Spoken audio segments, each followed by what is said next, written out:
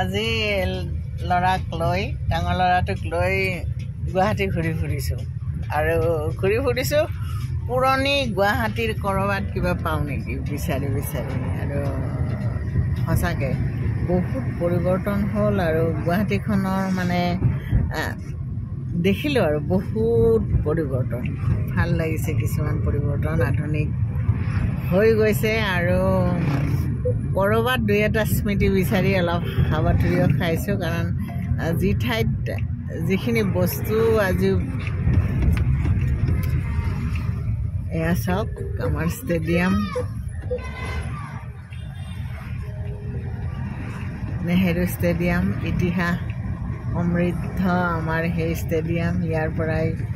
বহুত খেলুৱৈ ইতিমধ্যে নাম কৰিছে আৰু এইখন ষ্টেডিয়ামৰ বিশেষ এটা নাম আছে ভাল লাগে এইখনেতো উঠি গ'লে আৰু দুখ লাগিব বি বৰুৱা কলেজ পাই গ'লোঁ আৰু এনেকৈ সময়ে সলনি কৰিব বহুতখিনি আৰু তাৰ মাজত বহুতখিনি থাকি যাব আৰু বি বৰুৱা কলেজো ইতিমধ্যে যথেষ্ট নাম কৰিছে গতিকে কেতিয়াবা এইবিলাক খুচৰি ইয়াৰ মাজে মাজে এনেকৈ ফুৰিও ভাল লাগে মহানগৰীৰ মাজত এটা দিন মহানগৰীৰ বুকুত পুৰণি ইতিহাস খুচৰি এটা দিন ভাল লাগিছে আৰু কি ক'ম আৰু জীৱনৰ এটা দীঘলীয়া সময় গুৱাহাটীত থাকিলোঁ গতিকে গুৱাহাটীৰ স্মৃতিবোৰৰ সৈতে এটা পুৰণি স্মৃতিবোৰৰ সৈতে এটা সম্পৰ্ক আছে কাৰণ গুৱাহাটীত ধৰক 2008 চনৰ পৰা মই গুৱাহাটীত আছোঁ আৰু তেতিয়াৰ গুৱাহাটী 2008 চনৰ গুৱাহাটী আৰু 2024 চনৰ গুৱাহাটীৰ মাজত আকাশ পাতাল পাৰ্থক্য সন্দিকৈ কলেজত পঢ়িছিলোঁ তাৰ কাষৰ আজি গৈ দেখিলোঁ তাৰ কাষৰ টিনৰ ঘৰবিলাক নায়েই শেষ আৰু যিহেতু GL পাব্লিকেশ্যনত মই প্ৰথম চাকৰি জীৱন আৰম্ভ কৰিছিলোঁ গতিকে উলুবাৰীৰ এই ঠাইখিনিৰ সৈতেও মোৰ এটা সম্পৰ্ক আছে যিটো উলুবাৰীৰ এতিয়া আপোনাৰ হনুমান মন্দিৰ সেই মন্দিৰটোৰ ওচৰতে GL পাব্লিকেশ্যন আৰু সেই মন্দিৰটোৰ মানে একদম আৰম্ভণিৰ পৰা দেখিছোঁ আৰু এটা আৰম্ভণিতে তাত মানে এজন বৃদ্ধ লোকে তাৰমানে সৰু শিল এটাৰ ওপৰত তেওঁ পূজা অৰ্চনা আৰম্ভ কৰিছিল আৰু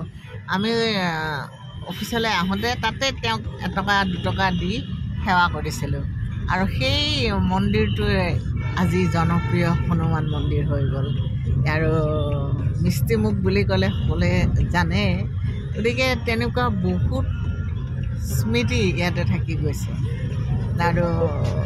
ৰাস্তা ঘাটবিলাকো যথেষ্ট উন্নতি হ'ল তেতিয়া আমি মানে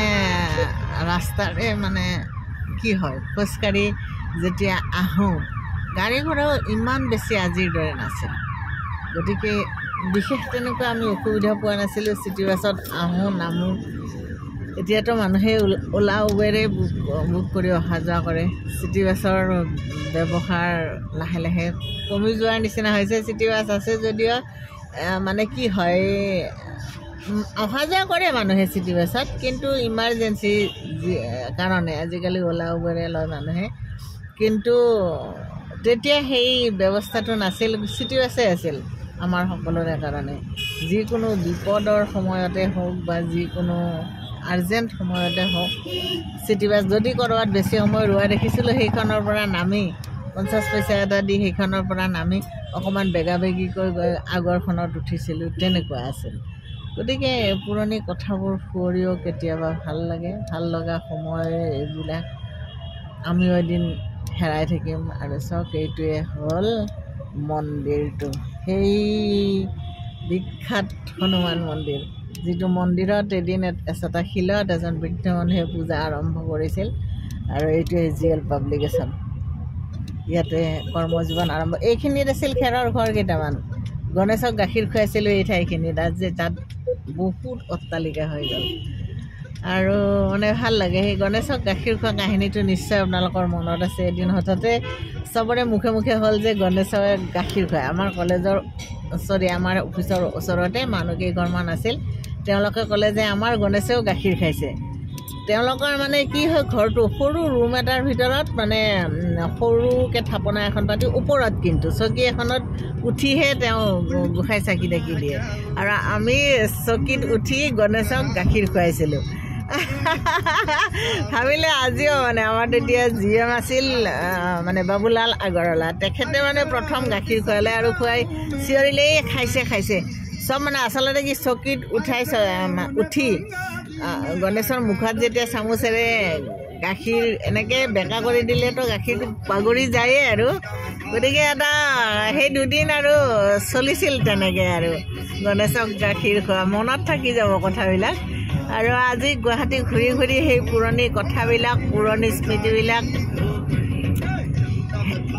মানে মনততো থাকিবই নহয় জানো আমাৰ মনত থাকিব কিন্তু আজিৰ প্ৰজন্মইতো সেইবিলাক কথা দেখা পোৱা নাই যিহেতু অনুভৱো কৰিব নোৱাৰিব ৰাস্তা ঘাটৰ আজি ইমান পৰিৱৰ্তন প্ৰকাণ্ড বিল্ডিঙে সকলো আৱৰি ধৰিছে কিন্তু সেই সময়ৰ মানে গুৱাহাটী আৰু আজিৰ গুৱাহাটী তথাপিতো মানে পুৰণিৰ মাজত নতুনৰ মাজত পুৰণি যিখিনি আমাৰ স্মৃতি আছে সেইখিনি মিলাই আজি গুৱাহাটীৰ ৰাজপথত ঘূৰি ফুৰিছোঁ কিন্তু মানে ডাঙৰ কথাটো কি আজি মই য'ত গৈছোঁ ততে মই মানে তালা য'তে গৈছোঁ তাতে দুৱাৰ বন্ধ তাৰমানে বহুদিন এইফালে অহা নাই বা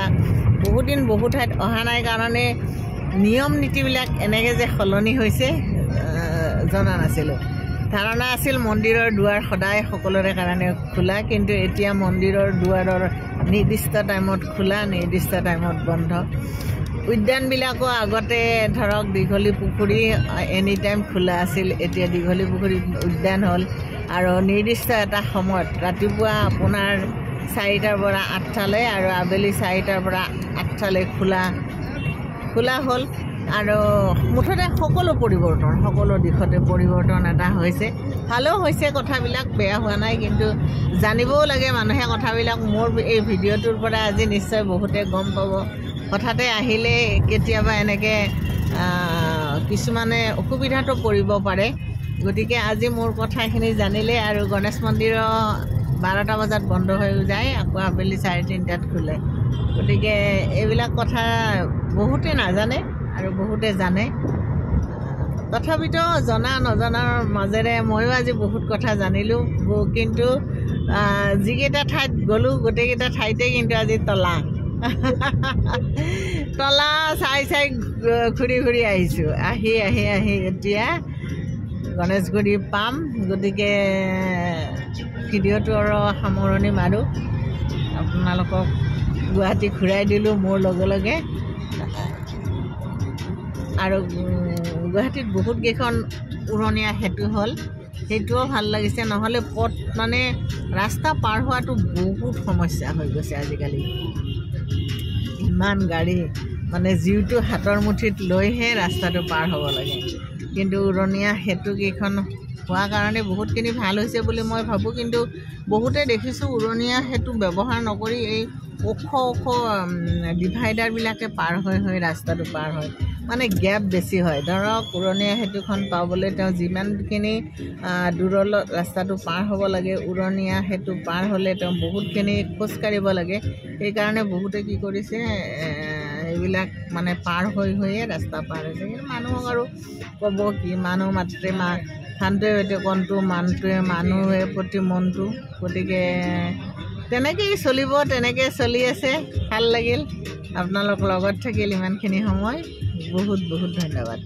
ভালে থাকক মাঘৰ শুভেচ্ছা জনালোঁ সকলোকে